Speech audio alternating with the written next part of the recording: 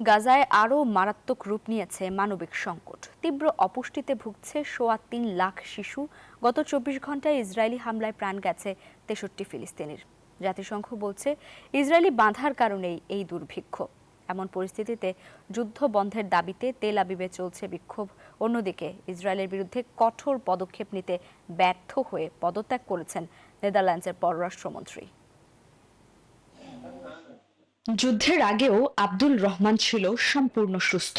এই শিশুটির ওজনও ছিল ঠিকঠাক, তবে সংঘাত শুরুর পরই যেন চোখের পলকে পাল্টে গেল সব।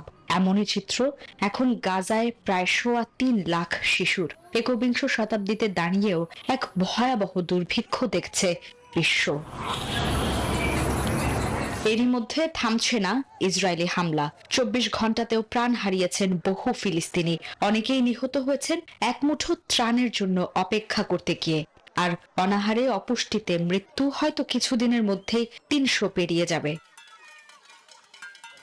কিন্তু কেন এই দুর্ভিক্ষ? জাতিসংঘ বলছে এর উত্তর এক কথায়, ইসরায়েলি বাধা।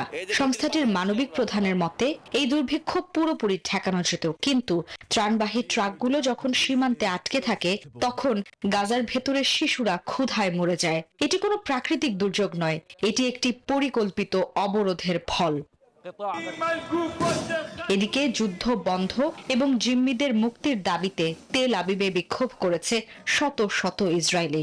আর গাজা ইস্যুতে ইসরায়েলের বিরুদ্ধে কঠোর ব্যবস্থা নিতে না পেরে পদত্যাগ করেছেন নেদারল্যান্ডসের পররাষ্ট্রমন্ত্রী ক্যাসপার ভেল্টক্যাম্প।